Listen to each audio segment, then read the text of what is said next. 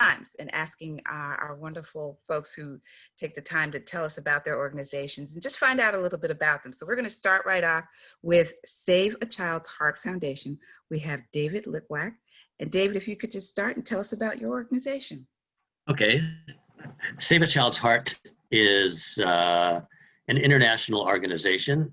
It's based in Israel. Our mission is to improve pediatric cardiac care in developing countries. Most people aren't aware of the fact that congenital heart disease is the most common birth defect in the world. And something like 1 out of every 100 children is born with a congenital heart defect. In a country like the United States or in Western Europe, the condition's easily treatable, although quite expensive.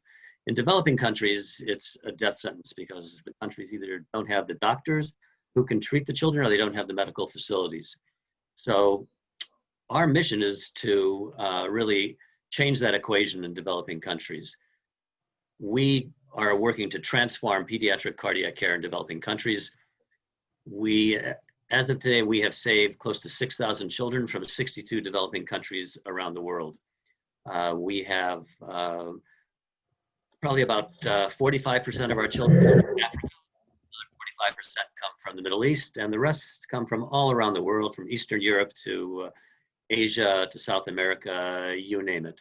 And in addition to bringing children to Israel for heart surgery, we also do medical missions abroad, where we do medical missions to countries to diagnose children who need heart surgery and then sometimes perform the surgery as well.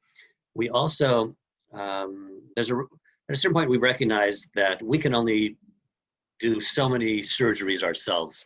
Ultimately, you want countries to be able to treat their own children. And to that end, we have started training doctors from developing countries. So about 5 years ago, we trained Tanzania's first pediatric cardiac surgeon. Now Tanzania has 1 pediatric cardiac surgeon for the entire country. 2 years ago, finished training Ethiopia's first pediatric cardiac surgeon. Now Ethiopia has 1 pediatric cardiac surgeon for the entire country. We're also in the process of training a woman who will become the first pediatric cardiac surgeon in the Gaza Strip.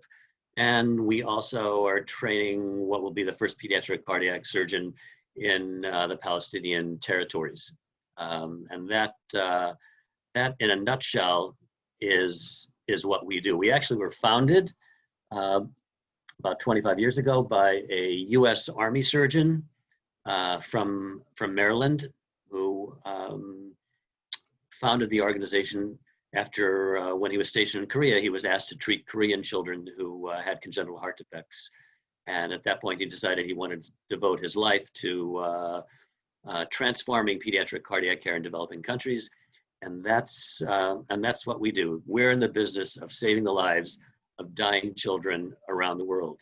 And we have been recognized for our work by the United Nations. In 2018, we received the Population Award from the United Nations in recognition of the impact we're having in transforming pediatric cardiac care in developing countries. And that, in a nutshell, is what we do. We like to say a big heart can save a small one, and we hope everyone here has a big heart. Wow. Thank you so much, David. I mean, the testimony that you just gave really speaks to the concept of teaching a man to fish. Yes. By giving that training to others in far-off locations, you guys are really standing in the gap for some things that I never really thought about. So thank you so much. Next up is Otis Williams from Little Rock AFB Youth Center. Otis, tell us about your organization. Hello, everyone. So I'm Otis from the Little Rock Air Force Base Youth Center. Our organization pretty much supports military life, children, and people that work for the Department of Defense. And even when we have a charter school on base, we provide after-school place for them as well. We're pretty much in the process of helping kids from 9 to 18 years of age develop life skills, which is very important once you graduate high school. I know a lot of schools don't teach those skills anymore, from helping with learning things about financial, their own personal development for as becoming teenagers and adults, and we just cooking, those type of things that, help them in life they'll probably need. So we're pretty much in that element of things of just development of the youth in their mind, and just teaching them different things. We partner with Boys and Girls Club as well. So like I said, we're nonprofit. So a lot of those things and curriculums that we have come from them. Like I said, we just try to support the families, especially military people. When moms or dads are deployed and stuff like that, we try to be a safe place for the kids to come and hang out and just be themselves. Thank you so much, Otis. You hit a bell with me with the home ec teaching and how little we now teach, children the basics of life. And so that's critically important nowadays. So thank you so much for what you all do out there. Next up, because you can see all of our charity people are wondering who's next up. I don't tell them who's next. So because her smile keeps me looking back at her, Tara from Unbound. Give them what you got, Tara. Oh, thank goodness I don't have to wait anymore. Thank you so much. Let's get my screen ready here. All right, my name is Tara and I am with Unbound. Our CFC number is 12041. Maybe. Come on. Okay, well, my video now does not, there it goes. It's not right. It's not okay. Billions still live on less than $3 per day. The governments, the experts, the global interceders, maybe it's time they followed a new set of leaders. The path out of poverty ought to be planned by the people closest to the matter at hand. Calling all world changers, visionaries, and seekers, you're invited. Take action. Let's follow these leaders. So Unbound is an international organization. Our mission is to walk with the poor and marginalized of the world. We partner with families in poverty, empowering them to become self-sufficient and fulfill their desired potential. We believe the best path out of poverty is a self-directed one. So we help connect individuals in developed countries with those hardworking individuals and families through sponsorship. We have more than 260,000 sponsors and over 300,000 sponsored individuals. We operate in 19 countries around the world, primarily in Latin America, Asia, and Africa. And what I love about our operations is that over 50% of our staff are former sponsored friends themselves. So they really understand what it takes to lift yourself out of poverty. And many of them are still living in those communities in which they grew up. So they understand the challenges that those families we're serving are facing. Unbound is proud to devote more than 92% of our expenses to program support. We're honest and transparent with our finances, which has earned us the highest ratings from charity watchdog groups. We send about $100 million each year to families around the world and have made heavy investments in entrepreneurship, leadership development, and cash transfers, which we really saw a huge impact in that cash transfer development, especially during COVID when communities were shut down. Our sponsored friends didn't need to go to the bank or go and wait in line for any benefits. Those were sent directly to them. Contributions from CFC to Unbound provides direct scholarship assistance to promising young women like this beautiful girl in Rwanda. Education can help reduce poverty, but tuition, supplies, and transportation are often cost prohibitive. And many students might need to, at some point, make a choice between continuing their education and providing much needed income for their families. So this leads to higher dropout rates at each level of schooling. Your contribution will help these students achieve educational goals and serve their communities and build a path out of poverty. So I'm going to tell you a real fast story about this young man here. This is Sylvester. He is 20 years old and the first person in his family to graduate from college. He was sponsored through Unbound as a young child, and because he was bright, industrious, and showed leadership potential, he also received an Unbound scholarship. So that support, combined with a university scholarship for academic excellence, bright kid, helped him achieve a bachelor's degree in business administration. So he credits his participation and his sponsorship in Unbound with providing that added stability and inspiration to help him achieve his educational goals. But as great as a blessing as that sponsorship was, that blessing was multiplied through participation in the Unbound Scholarship Program. Scholars are students recognized not only for their academic excellence, but also their potential and their commitment to serving their communities. Thank you so much for your time. It is such an honor to present to you alongside these amazing organizations. And I really hope that you find an organization that matters to you and that you are passionate about. And we are so appreciative of CFC for this opportunity. So thank you so much, as my dog starts barking in the background. Thank you so much, Tara. Two things stuck out to me. Self-determination, the fact that you realize that you are not necessarily the be-all and end-all where you land, and taking information from those that you help. But as someone who's been in fundraising and philanthropy for over 23 years, I want you all to take note that she said 92% of all dollars go back to who they've determined that they need to go back to. So that means 8% is only admin costs, whatever that may be. That is a stellar gold mark in the world of philanthropy. I just want to let you all know. So moving on. Congratulations. Thank you, You're welcome. The Arkansas Food Bank is represented by Caitlin McCarthy.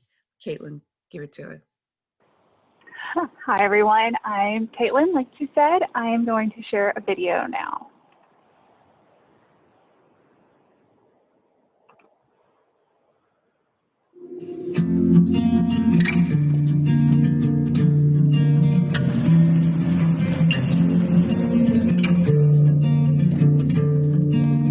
My name is Rhonda Sanders, and I'm the CEO here at Arkansas Food Bank. The Arkansas Food Bank serves 33 counties directly, and we do that by supporting and enabling local pantries and schools to reach out within their community. We have about 420 local partners that actually serve clients.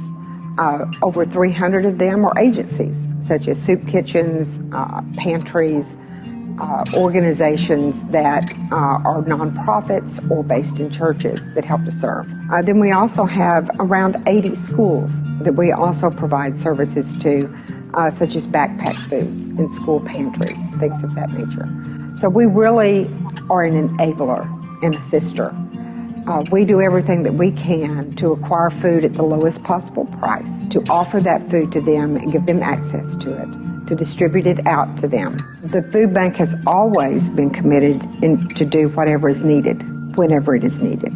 And over the years, we have seen things come up like the Great Recession, and we've had to step up and do more. With COVID, we once again were able to prove ourselves with that ability to step up and do what's needed. And it has occurred to a whole lot of new people that have never used a pantry before, that have now had to learn about that charitable food system. I'm Reverend Danita Waller-Page. I'm the senior pastor of what's called the Southwest Little Rock Ministry Partnership. It's important that we have entities like the Arkansas Food Bank who help us allow the provision of food, which is one of our basic needs. There are more people now needing food than ever before. If you have it, give to the Arkansas Food Bank. In your giving to the Arkansas Food Bank, you not only give to them, but you give to people across the state of Arkansas. You help keep ministries like this alive and well. I can't talk about it enough. And I get so excited because now that I've been making social media posts and I've been pushing it, more and more of my sisters and brothers in the ministry have come to me and said, Pastor D, how are y'all doing those food boxes? And I'm able to say, through the Arkansas Food Bank. It's an easy application. Go fill it out. Talk to the people. And I know for a fact then many of those ministries have become partners also with Arkansas Food Bank. I'm grateful. Our ministry is grateful. St. Andrew, Gaia Springs, all are grateful. Southwest Little Rock, these people line up at 10 o'clock in the morning for a pantry that doesn't start until noon. And you tell me if that's a need. There are many ways that people engage in the fight against hunger. One of the ways is to give dollars. For every dollar that's given to us, we can turn that into food for 5 meals. And we're constantly doing that innovation and creation and creativity in order to find new ways to stretch those and turn that into 6 meals. To sum up what it means, it's when you go out and you hand a box of food to someone and they get tears in their eyes because they realize tonight I can go home and give my grandchild grapes. And that's one of the things that we've been told numerous times. My grandchildren will love this. I can't afford grapes at the grocery store. This is why I do this. For people that have just not had the chance or the opportunity to have that kind of nutritious food. And that's what we do.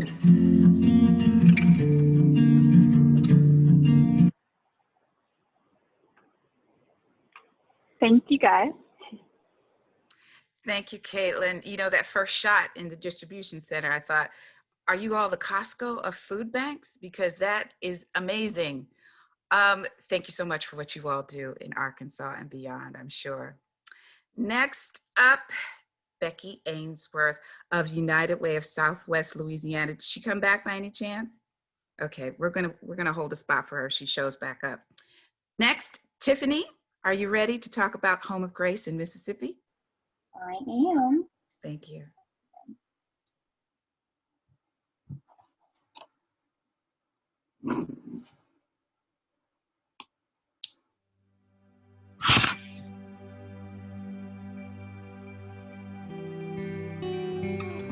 I took a neighbor in 1964 to a home up in Georgia called the Victory Home. My wife and I and Miss Reed took her husband up there.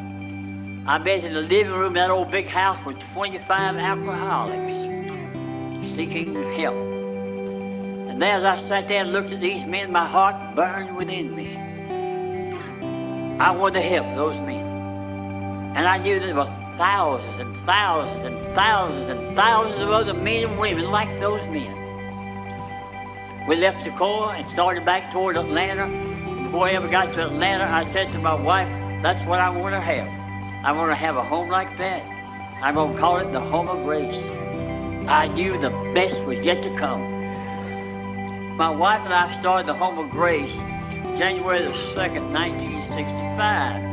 With 10 acres of land, a small trailer, no budget, no money. One man that came out from the Singing River Bridge and asked for help. Today, the Home of Grace has 34 staff members, modernized facilities, and on the drawing board, blueprints and dreams far beyond anything I ever dreamed of. And for the Home of Grace, the best is yet to come.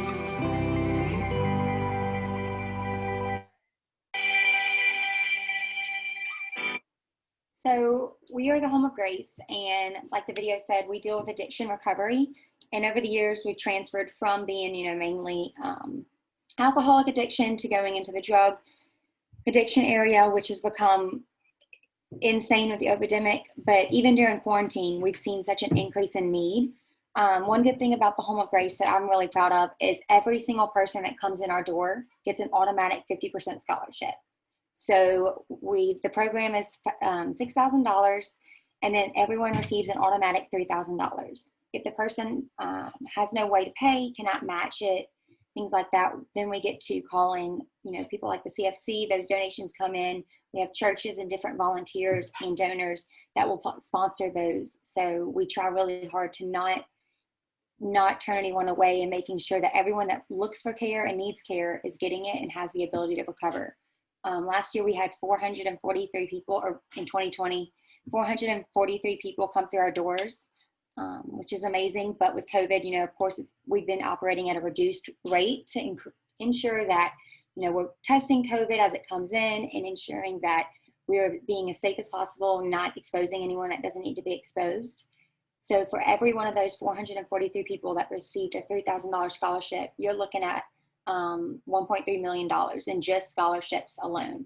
So each year, the CFC scholarships and donations really help us to ensure that everyone is going to get the help that they needed. And it's been such a nice experience. I recently came on, and so it's been so moving to go to the graduations and ceremonies, and we've started sharing that on our social media. But just seeing them and seeing how happy they are, going from hating the world and hate everything around them to their wives and children saying, you know, I got my husband back, I got my child back. That's been so great. So thank you. We hope you keep the Home of Grace in mind and the rest of these wonderful organizations. Thank you so much, Tiffany. You know, in today's confusing world, I think that's the easiest adjective I can give right now. People are full of anxiety and stress, and it's no wonder folks might, you know, fall back into an addiction. And so there's more standing in the gap for those who are susceptible to those types of things. And so thank you so much for what you all do at Home of Grace. Finally, in this first go round, Miss Christy from Prison Fellows International. Give us what you got, Christy. Hi, thank you.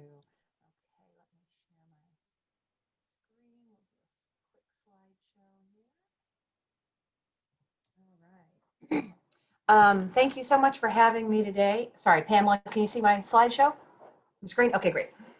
We are grateful to all of you for your participation in the CFC and workplace giving, supporting so many charities who do such good work in our communities and around the world. We rely on donors like you to improve the lives of those who are less fortunate, and the CFC plays a huge role in carrying out our mission. So, my name is Christy, and I'm with Prison Fellowship International, and we are known for our more than 40 years in worldwide prison ministry work. Our mission is to transform the lives of prisoners, their families, and victims through a global network of ministry partners with a vision to break the cycle of crime and restore lives worldwide through Jesus' love. And let me tell you about our programs that directly impact prisoners and their children and families.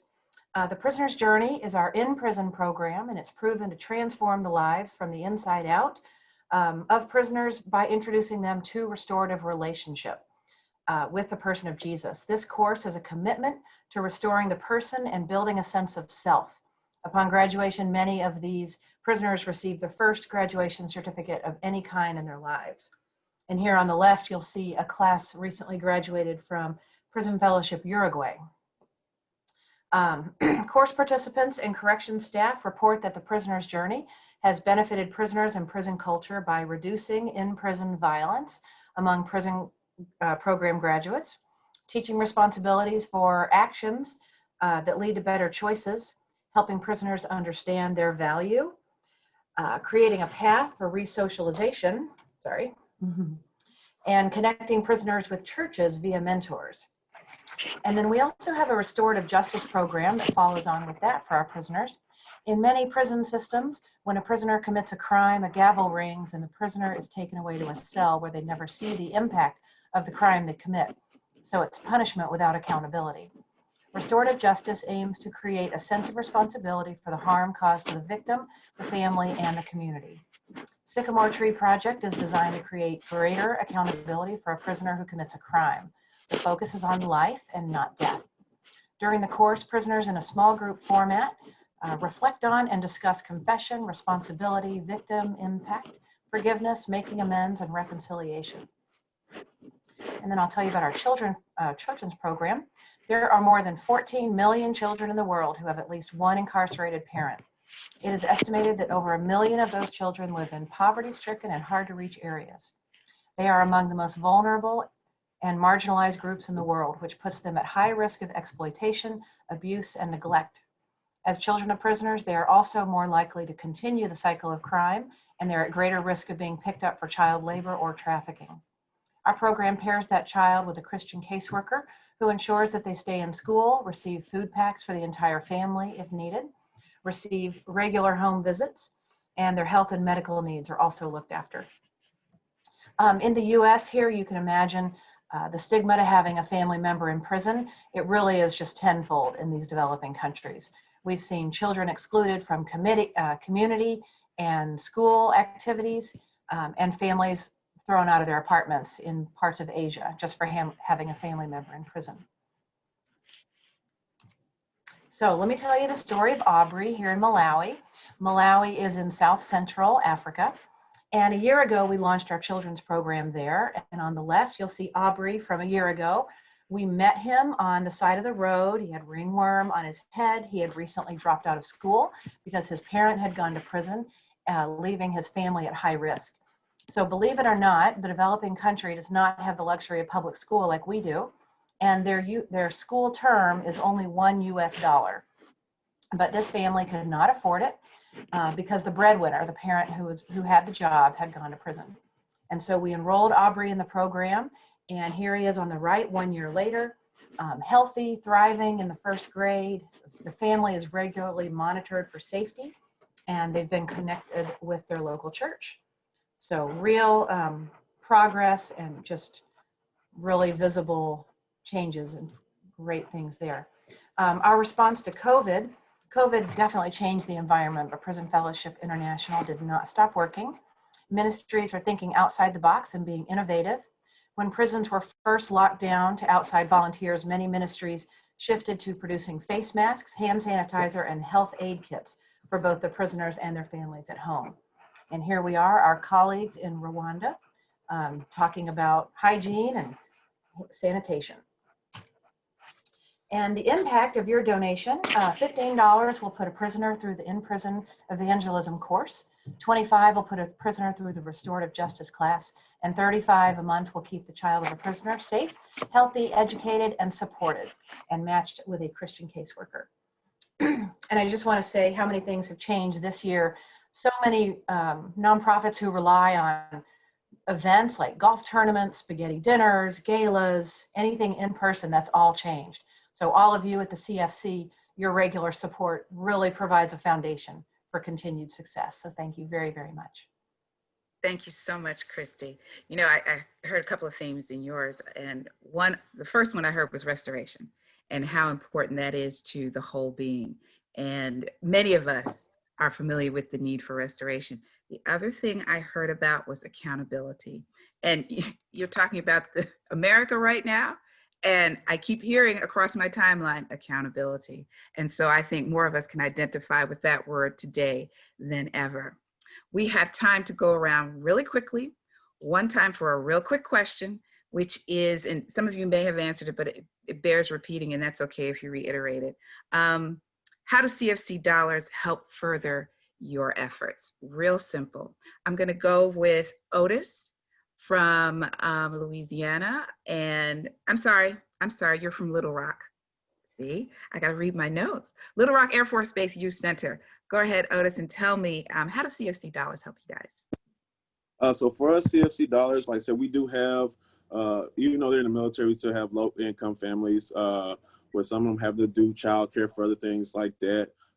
Since the COVID stuff, we haven't been open, but we've been able to like do cooking classes and things like that. But primarily when we were open, for the people that couldn't afford to go on some of the field trips we do, like I said, so it's about the lifestyle, about life skills for the kids. So when we go on field trips, it allows us to pay for the field trips or make them free for them, where they can still gain that experience as beneficial for us with them socializing with other kids and just being in these sceneries without parents allowed that helps them develop on their own. So that's been a big contribution for us, is being able to provide free field trips and free programming for the youth. That's amazing, because I remember I never wanted to miss any field trips in my entire life as a child. So you all think about what Otis and their work is doing. Thank you so much, Otis. Tiffany, tell us a little bit about what CFC dollars do for you all. So we have a pretty established men's campus that we've gone over the years. We've upgraded the campus and things like that. But going into 2021 and in 2020, we've really tried to focus on the women. And so women are a little different. You have to think of the kids and the families and the husbands they support. The people that are sometimes looking at, like, coming to get them. And so we're really looking forward to this year using the dollars to make sure that our women's campus that we're building is going to be really structured. It's going to be safe with gates. We have plenty of surrounding land around it that we're working on. And those scholarships are going to be really critical when we go to expand our women. So right now, we're looking at anywhere from about 15 to 30 women at any time. And we're hoping to grow that, to 50, 60, 70, and all the way up to 120 like our men's campus in the future. So those CFC dollars are going straight to making sure everyone gets a $3,000 scholarship walking in the door, and that they have the ability, if they want to get there, to get past what they've gone through in their past, find God, and then get back to their children and families. Awesome. Yeah, the focus on women, that whole thing about the hand that rocks the cradle is so very important. If you take care of that, that really, really centers someone coming back into the home. So thank you so much for what you all do at Home of Grace. Thank you. Next, Tara, tell me what's happening with Unbound. Well, CFC contributions go directly to our scholarship program. So we have about 9,000 students who are part of our scholarship program. And those aren't just our sponsored individuals. Those can also be friends or family members of a sponsored member. So we're really having an impact beyond just our sponsored community. And like I said, we know that education is the first path out of poverty, but for so many, just the cost to get to school, because school is not always just down the road. So just that cost is often prohibitive to making that happen. If they can get transportation, then, it's for many kids, it's not just, a 15, 20-minute jaunt down the road either. We're talking often hours, depending on their level of school. So that's why the CFC contributions are so important to forging that path out of poverty and going towards that scholarship fund. Awesome. It really, the reality is I could probably say to children, I walk 3 to 4 miles to school. That's a lie. In the snow, that's an absolute lie. I never did, and so to really kind of bring home to some people don't even have shoes to get where they need to go, much less the transportation. So thank you for really bringing it down to the common denominator. I appreciate that, Tara. Thank you. David, and your wonderful work around the world with Save a Heart. Tell us, what do the CFC dollars do? CFC dollars help us save the lives of more children. I couldn't say it any more simply than that. COVID really took its toll upon us because normally we would be saving over 400 children a year. This year we were only able to do a little over 300 because of the COVID lockdowns that prevented transportation from developing countries, prevented our doctors from going to developing countries, prevented their children from coming to us. So as a result, we unfortunately, a number of children died because they were not able to get the surgery they needed.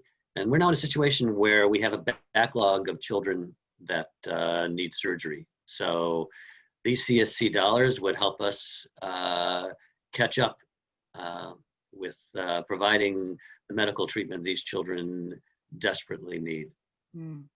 Yeah, it's definitely about pivoting this year and how we cope within the boundaries that COVID keeps changing for us. So we appreciate everything you all are doing. Yeah, I should mention that our doctors completely donate their time for this organization. It's completely volunteer-driven time.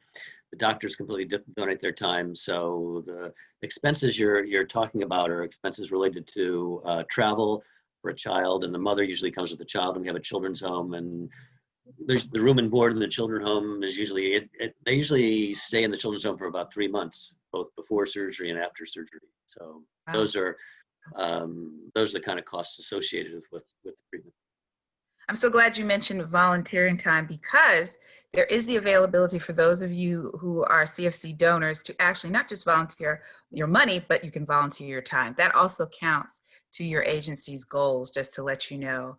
If you have the opportunity to put in some volunteer hours, it is also greatly appreciated. We'll take volunteers, but you'll have to go to Israel for it. What a shame. You have to go all the way to beautiful Israel. We take volunteers. We take volunteers at our children's home in Israel. So that's awesome. Now, Arkansas Food Bank, tell me what you're going to do with those CFC dollars.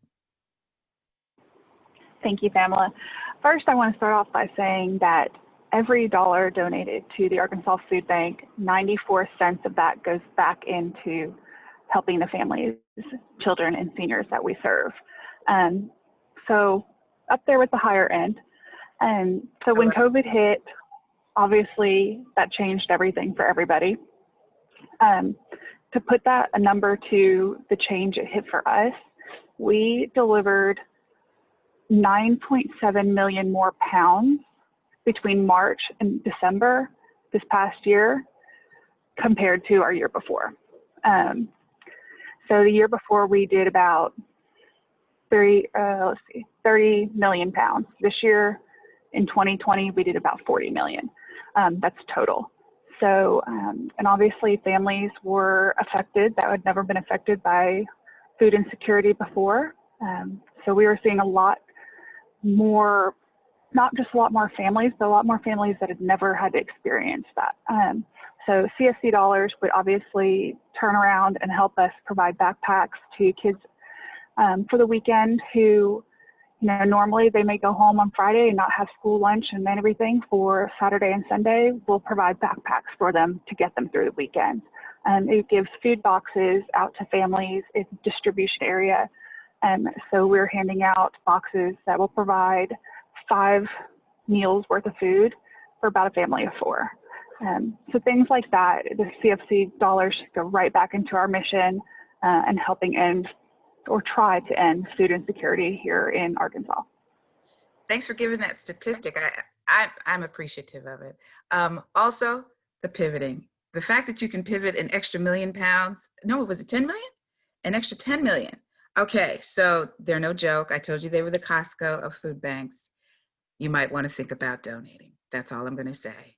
And finally, last but not least, Christy, please tell us what you all are going to do with your CFC dollars.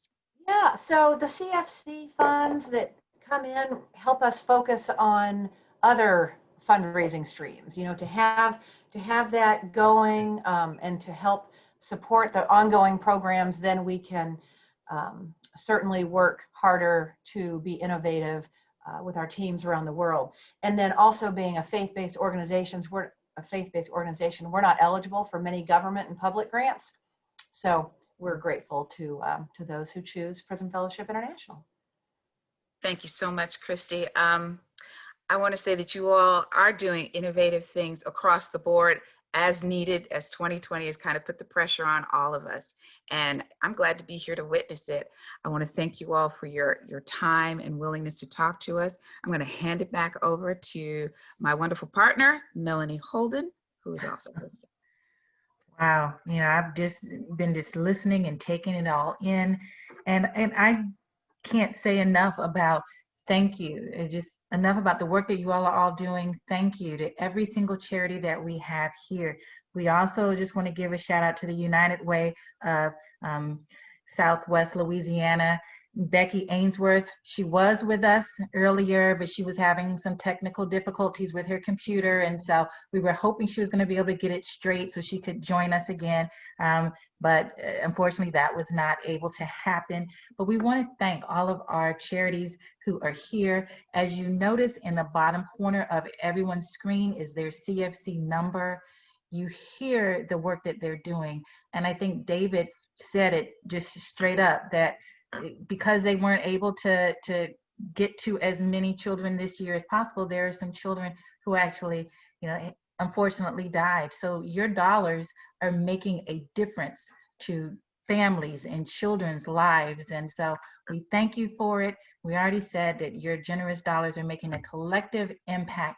So please, if you're on this charity fair today and you haven't given, go to givecfc.org as soon as this charity fair is over and give. The beauty of the CFC is that you can give not only to one, but multiple charities. And your dollars, if you give a payroll deduction, your dollars will be spread throughout all 12 months of this year. And so we thank you for your consideration. Make sure you spread the word with your fellow federal workers as well, that everyone together can give, be the face of change, and show some love to our charities. So thank you again to all of our charities. We do have a few minutes left, so if you're really, really quick and you have a question that you want to stick into the chat room for any of our charities before we let them go, please toss your question in the chat room right now. Pamela and I will give you like about a minute to get your question into the chat room. If you leave today and you have questions, you can always get in touch with Pamela or myself to get information about the charities. But more importantly too, is just figure out what causes you're passionate about and make sure that you find charities that are supporting those causes. That is what the CFC is about. And we, again, thank you so much for your time. We thank you for even coming today and considering giving. And thank you to all of our charities for what you're doing. We hope all the best for you. We hope for all the best for everyone for 2021, that we just go up from here, and that, that you all will all have plenty of dollars to continue doing what it is that you do. So again, thank you very much. I think that's it. We did record this, and it is going to be added to our YouTube page. So those of you who have been watching our videos throughout the CFC season, this one will be added to our collection. So we hope that you share this with others. Pamela, I think we covered everything. Yes, I don't have any fresh questions in the chat box. As Melanie said, be sure to follow us on our network. The Pamela and Melanie MS Delta CFC channel, so that you are never out of the loop. So again, thank you to all of our charities today, the Arkansas Food Bank, the United Way of Southwest Louisiana. Again, she wasn't able to stay on. The Little Rock Air Force Base Youth Center, the Home of Grace, Unbound, Prison Fellowship International, and Save a Child's Heart Foundation. Thank you, thank you, thank you. And thank you again to everyone who joined us. We appreciate you, and have a wonderful rest of the day, everybody. Bye-bye. Thank you very much for having us. Bye, guys. Bye-bye.